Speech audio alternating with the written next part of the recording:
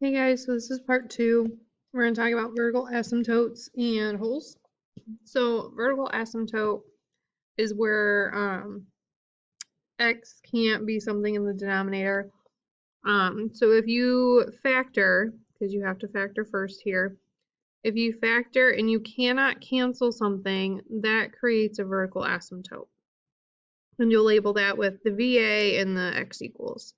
Now a hole is if you can factor it and it can be canceled, then you have a hole. So we're going to take a look at these problems. We're going to do pretty much everything for each problem. Okay, so if it's not factored, you have to factor it. So for number one, this is already factored. So same process, we're going to find our domain. So what can and can't x equal? So here in the bottom, x can't be 3 and can't be -2. So our domain would be -infinity to -2 union -2 +3 union 3 to infinity. Okay, so that's our domain. If we can find our intercepts, we're going to. So for our x-intercept is when we need to let the top equal to 0 if we can solve. So for the top, it's x plus 3. Our x-intercept, our solution here would be x equals -3. Y-intercept, same idea, except all the x's will be 0. So we have 0 plus 3, which is 3 up top. In the bottom, we now have -3 times 2. So that gives us a -1/2. So as a point, it's 0, -1/2. Okay. We're going to determine if we have a horizontal asymptote. So we need to look at the degree of the top and the bottom. So the degree of the top with the degree of the bottom, remember when it's factored, you have to add the exponents together. So we have a degree of 1 up top and a degree of 2 in the bottom. So when the degree in the bottom is bigger, that means we have a horizontal asymptote at y equals 0. Okay. And then for our vertical asymptote, again, if you have it factored and you cannot cancel, then you have vertical asymptote. So here we have vertical asymptote at x equals 3 and at x equals -2. And this is part of the reason why the domain is set up the way it is. And then we need to look at holes. So did we have any of our factors cancel? So if we look at our original problem, did we cancel anything? We didn't really take a look to see if we canceled anything, but there's nothing here that would tell me that's canceled. So you would write none or no holes. Okay. So I want to take a look at number 2. And we're going to scroll over to number 2. So yeah, we'll scroll over number 2.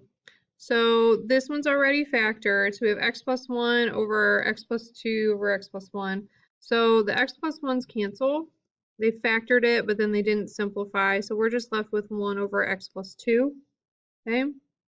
So now, even with the canceling, our domain, we still need to include the thing that we canceled in our domain. So x can't be -1 or -2 in our domain. So when we write it, we go -infinity to -2, union -2 to -1, union -1 to +infinity. Okay? So we have to include what we cancel because the canceling is something in this little analysis we're doing, and we need to include it in our domain. So for x-intercept, okay, our x-intercept here, the top would be equal to 0, and you would get -1, but -1 is one of the things that we can't have because it is part of our domain, we can't include it, so we can say it does not exist. DNE, does not exist. So if that happens, you would just say it doesn't exist. It's there, excuse me, it's there, but it doesn't exist. So then y equals, for the y-intercept, again, plug in 0. So you just should end up with 0 and a +1/2, and that does exist. For our horizontal asymptote, again, you're looking at the degree. So the degree in the top and the bottom. The degree is greater in the bottom, so you have a horizontal asymptote at y equals 0. You need to memorize those characteristics.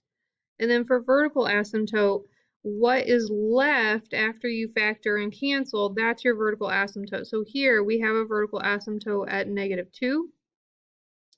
And then for holes, we canceled the x plus 1, so we have a hole at x equals -1, which is why our x-intercept doesn't exist, because we have a hole there. So there is an x-intercept, but there's a hole, so it does not exist.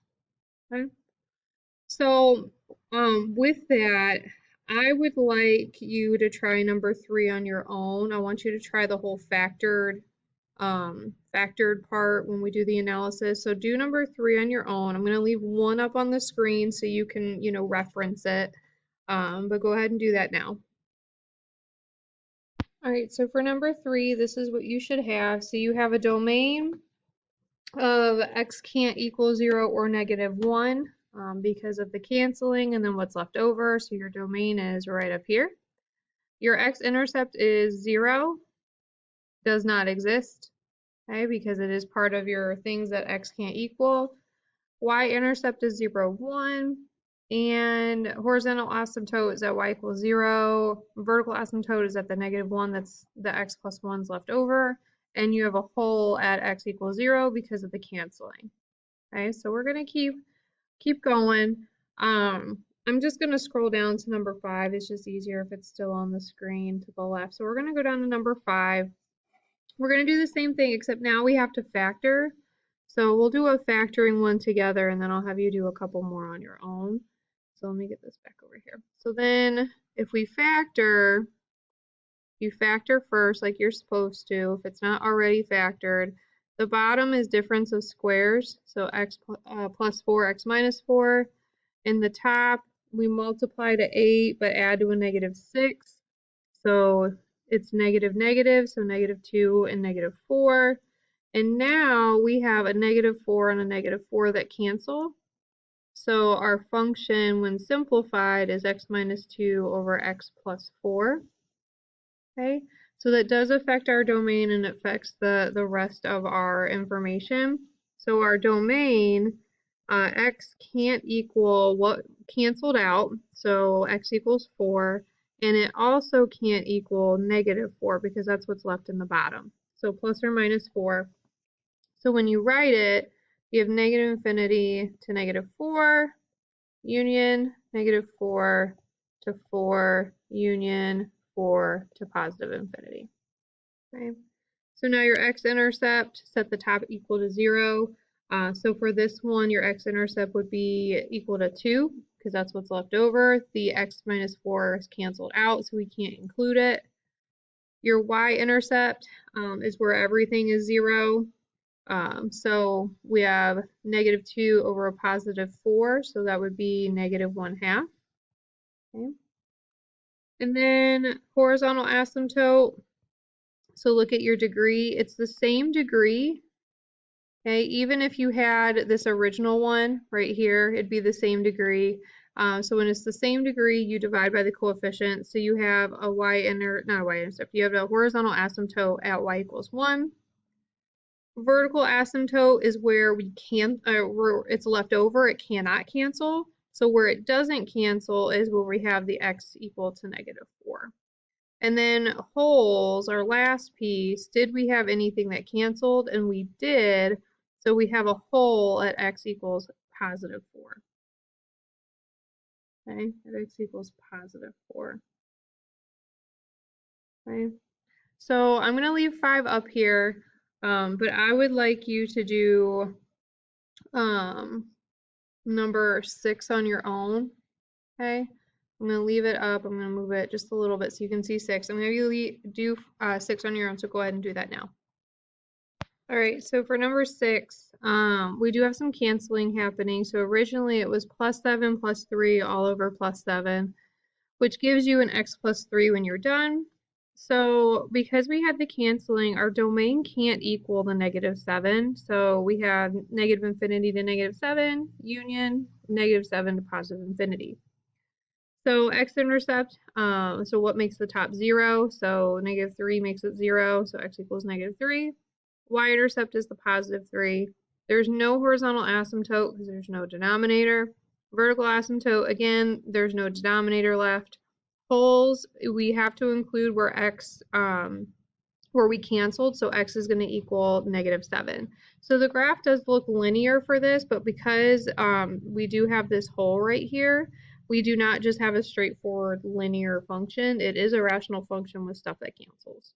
Okay. So the last one I want you to do on your own for this section is number 4. So go ahead, factor it, and do your, your analysis. So go ahead and do that now. All right, so your domain here will reflect what you cancel. So here when you factor, you have 3x plus 1 that cancels with the other 3x plus 1. You're left with 1 over x. So your domain here is, it can't equal, oops, I didn't do that right. It can't equal 0, but it also can't equal -1/3. That's my fault. So your domain here should be -infinity to -1/3. Union -1/3 to 0, union 0, positive infinity. That's my fault. So then for your x-intercepts and y-intercepts, you can't set the top equal to 0 because there's nothing left in the top. So that would be nothing. Y-intercept, the bottom can't equal 0, so that's nothing. Horizontal asymptote, because the degree in the bottom is bigger, it's at y equals 0. Vertical asymptote, because there's a x equal to 0 in the bottom, or it can't equal 0 in the bottom, so it's x equals 0. And then a hole where you canceled.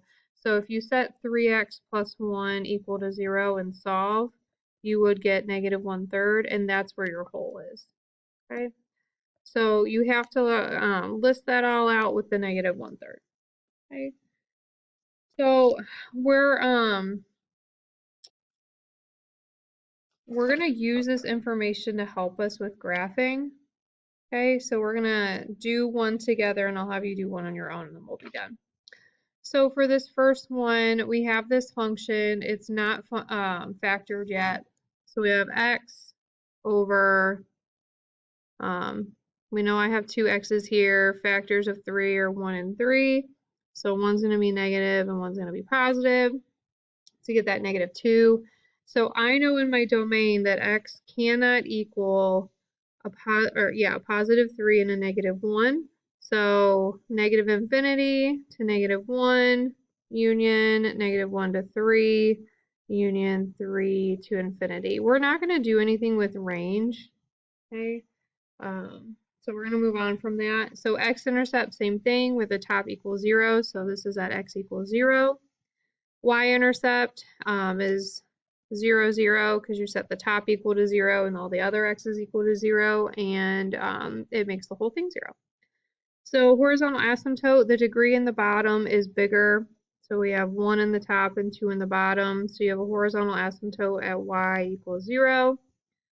Vertical asymptotes at x equals 3 and -1, because that's what's left in the bottom, and we didn't have anything cancel with the hole. So this is the same analysis that we just did in the previous 12 minutes of the video. So what we're going to do is we're going to put this information on our graph and try to make a graph out of it. So putting the information in, I know I have an x-intercept at 0, y-intercept is 0, 0, so I know that is there. Horizontal asymptote, remember sometimes they can cross it, so just keep that in mind, even though we're going to put that in there. And then we have vertical asymptotes at -1 and +3, so I'm just going to use my pen here to make invisible but visible lines, so using dotted lines, so it's not confusing my function. So when we graph this, we need to make sure we're looking at the original parent function. So the parent function for this is 1 over x. So if you do 1 divided by x in the calculator, you get a function that faces like this, roughly. It's curves and they're in the first quadrant and the third quadrant. So if I asked you to do this without a calculator, if it's positive, if your function's positive, like your parent function, then this is going to start out facing the same way. Okay, so for this one, it doesn't have to be exact, but it's going to go from left to right and approach in that manner. Okay, so for the left side, that's what that looks like. So then on the middle, so when you go to the middle, it's going to jump over this asymptote and reset up top. So you're going to go along, go through your intercept and have your function, and then it'll finish just like the original parent function. So that's the hardest part, is realizing where how this is supposed to look. But if you compare it to the parent function up here, how it starts, because it's positive, it should resemble something along those lines. Okay, so I want you to go ahead and practice number 2. Go ahead and do your little analysis to the left and make your graph. And this will be the last one, and then we'll graph together as practice. So go ahead and do number 2 now. All right, so when you factor the function, you should end up with a plus 4 minus 2. So your domain should not include plus or minus 2. So it should look like this. X-intercept is -4, y-intercept 0, -2. Remember at the top, whatever that is equal to 0, that's what your x-intercept is. And then for the y-intercept, you're setting all the x's equal to 0. Horizontal asymptote, you look at the coefficient because the degrees are the same, so 1 divided by 1. Vertical asymptote, what can't be canceled in the bottom, so x equals 2. And then the whole is at that -2 that we canceled out. So when you go to graph it, graph your asymptotes, which I did, then graph your intercepts, okay? And then now this one has a hole, so you're just going to put an open dot where -2 is. If you notice, it's kind of between the two intercepts. There's no exact way to find the y that we're going to talk about. So if you have a hole, make sure it follows the pattern for the function. And again, this should look like a rational function where it's in quadrant 1 and quadrant 3. So because it's a positive, we have a positive leading coefficient for the top and the bottom, you're going to have that same pattern where it's approaching these asymptotes and but not hitting them. So the only time that it'll cross is the horizontal, and that's a lot of times when you have the middle, when you have a middle one. Not all the time, but most of the time. So let me know if you have questions. Have a good day.